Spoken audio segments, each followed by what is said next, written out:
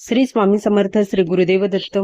बघा, प्रत्येकाची इच्छा असते की आपल्या हातून गुरुचरित्र ग्रंथाचं पारायण घडायला हवं आणि प्रत्येक जण त्यासाठी प्रयत्न करत असतं. कोणी ते पारायण करू शकतं, कोणाला वेळेमुळे सांसारिक अडचणीमुळे ते पारायण करणं शक्य नसतं, पण इच्छा मात्र प्रत्येक स्वामी भक्ताची असते की त्यांच्या हातून गुरुचरित्र ग्रंथाचं पारायण व्हावं. आणि बघा, खरंच जीवनामध्ये येऊन एकदा का होईना गुरुचरित्र ग्रंथाचं पारायण करायलाच हवं. वर्षातून एकदा का होईना हे पारायण आपल्या हातून घडायला हवं.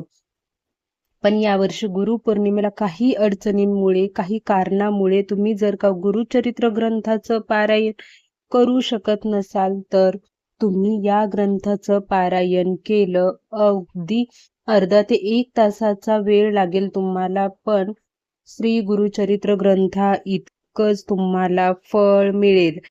आणि बघा, प्रत्येकाची खरंच खूप इच्छा असते गुरुचरित्र पारायण करण्याची, पण खूप काही म्हणजे छोटी मुलं असतात, त्यांचे स्कूल कॉलेजेस किंवा घरामध्ये प्रत्येक गोष्टीचं पालन केलं जात नाही, किंवा आजारपण आहे आणि गुरुचरित्र ग्रंथाचा आपण नियम पाळू शकत नाही. या सगळ्या कारणांमुळे आपल्याला गुरुचरित्र ग्रंथाचं पारायण करता येत नसेल, तर तुम्ही संक्षिप्त गुरुचरित्र ग्रंथाचं पारायण नक्की करावा.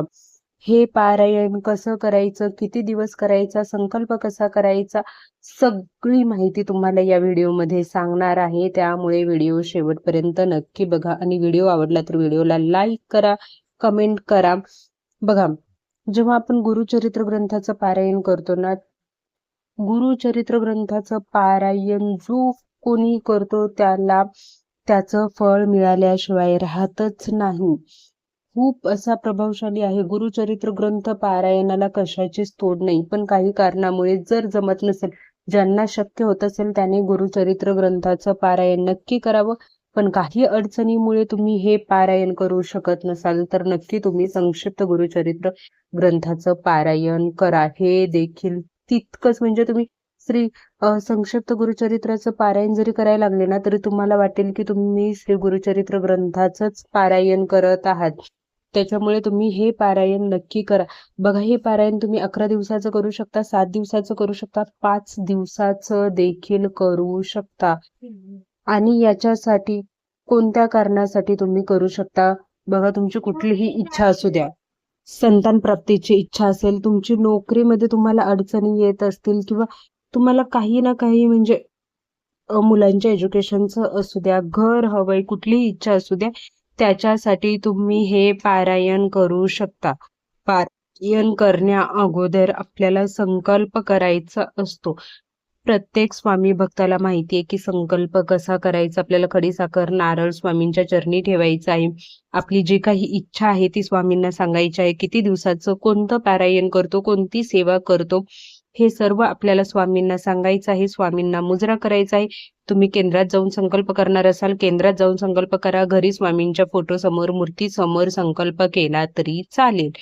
आणि त्यानंतर ज्या दिवशी तुम्ही सेवा करायला सुरुवात करणार आहात, त्या दिवशी तुम्ही बघा, पूजा मांडायची असेल तर ती तुमची, म्हणजे पूजा मांडलेली खरंच खूप चांगलं, पण लहान मुलं आहे, पूजा ठेवणार नाहीये, तर तुम्ही पूजा नाही मांडून केला तरी चालेल. फक्त सुरुवातीला आपल्याला श्री दत्तगुरु मंत्र वाचून आपल्याला अध्याय वाचायला सुरुवात करायची आहे. सगळ्यात पहिलं तर आपल्याला काय करायचं आहे की स्वामींना, दत्त महाराजांना अष्टगंध लावायचा आहे. त्यांना दिवा धूप लावून आपल्याला या सेवेला सुरुवात करायची आहे. पंचामृताने अभिषेक घातला तरी अति उत्तम.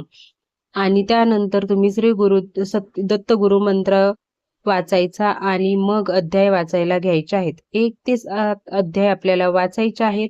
1 ते 7 अध्याय वाचून झाल्यानंतर आपल्याला श्री गुरु अष्टकाचं पठण करायचं आहे.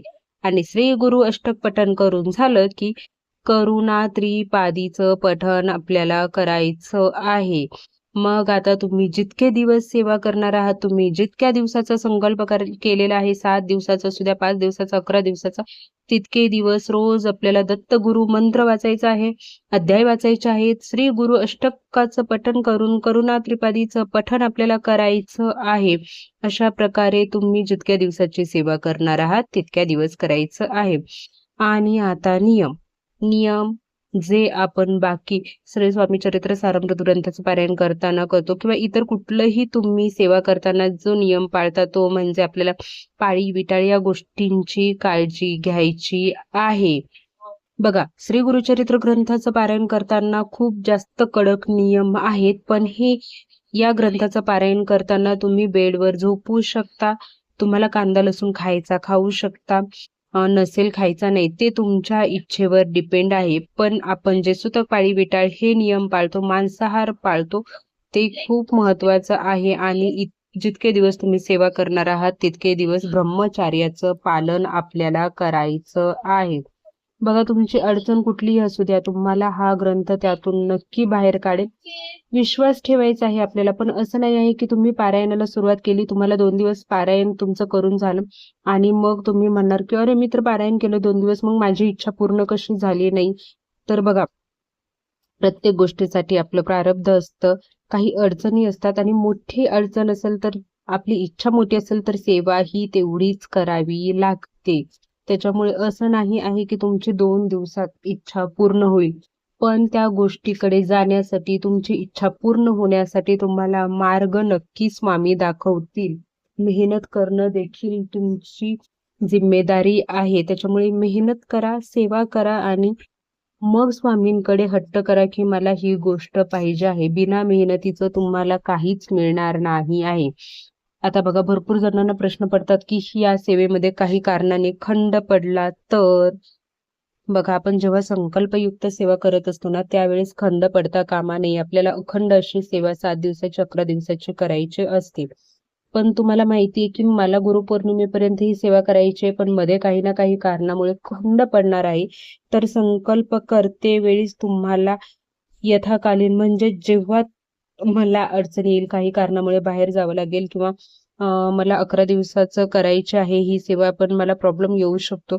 तर तुम्हाला संकल्प करतानाच म्हणायचं आहे की मी यथाकालीन सेवा करत आहे. म्हणजेच की मला खंड पडला तरी मी ती सेवा म्हणजे 4 दिवस झाल्यानंतर काही कारणामुळे खंड पडला तर ते दिवस सोडून मी पुढचे जे काही तुमचे 7 दिवस उरतात ते तुम्ही नंतर कंटिन्यू करू शकता. पण शक्य होत असेल तर खंड न पडता तुम्ही ही सेवा करण्याचा प्रयत्न करा.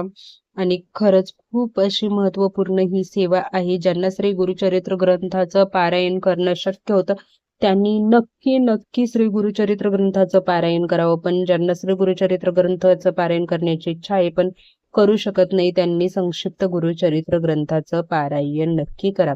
श्री स्वामी समर्थ. श्री गुरुदेव दत्त.